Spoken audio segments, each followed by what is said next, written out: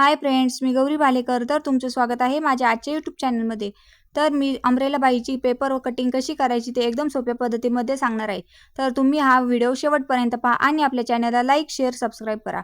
तर अशा पद्धतीने मी हा डबल पेपर घेतला आहे, म्हणजेच त्याचे 4 फोल्ड असे भाग तयार झाले आहे.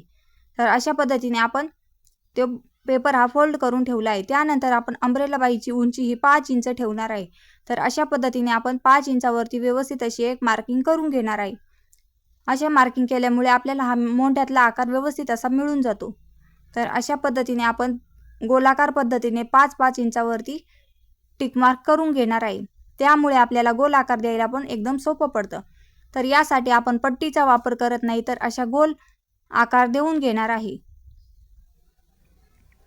तर अशा पद्धतीने आपण 5 इंचावरती गोल आकार देऊन घेतला आहे. त्यानंतर आपण परत एक व्यवस्थित असा गोलाकार म्हणजेच अम्ब्रेला बाईचा आकार देऊन घेणार आहे. तर आपल्याला बाहीची उंची ही 5 इंच ठेवायची आहे.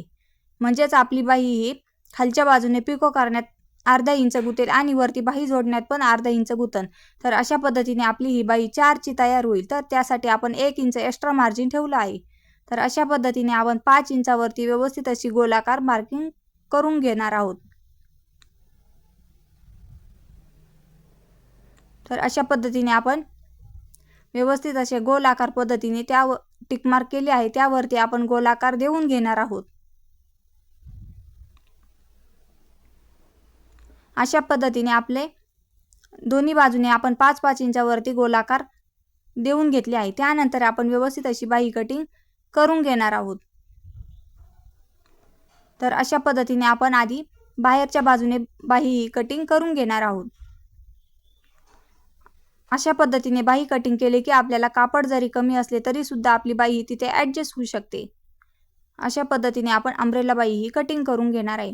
आणि अम्ब्रेला बाई ही सिंथेटिक साडीवर सुद्धा एकदम छान दिसत असते.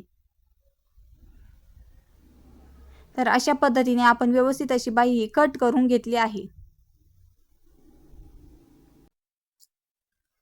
अशा पद्धतीने आपली ही बाही कट करून झाली आहे.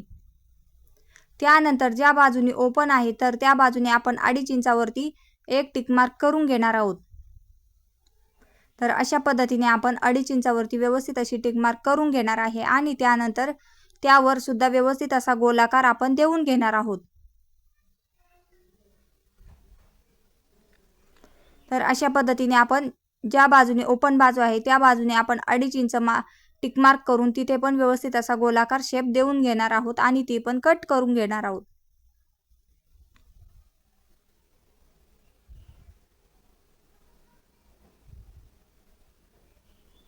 तर अशा पद्धतीने आपण त्या बाजूचं पण व्यवस्थित असं कट करून घेतलं आहे.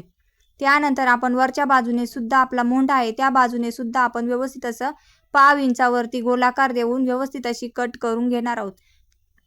वरच्या बाजूने आपण मोंढ्यामध्ये म्हणजेच बाही जोडण्यासाठी आपला हा कट तयार होत असतो आणि खालच्या बाजूने हा आपला दंड घेर असतो. तर अशा पद्धतीने आपली बाही कटिंग झाली आहे आणि खालच्या बाजूने आपण छान असा पिको तयार करून घेणार आहोत. त्यामुळे बाहीला खूप छान लुक येत असतो. तर ही पद्धत तुम्हाला कशी वाटली नक्की सांगा आणि आपल्या चॅनलला लाईक, शेअर, सबस्क्राईब करा. भेटूया नेक्स्ट व्हिडिओमध्ये. धन्यवाद.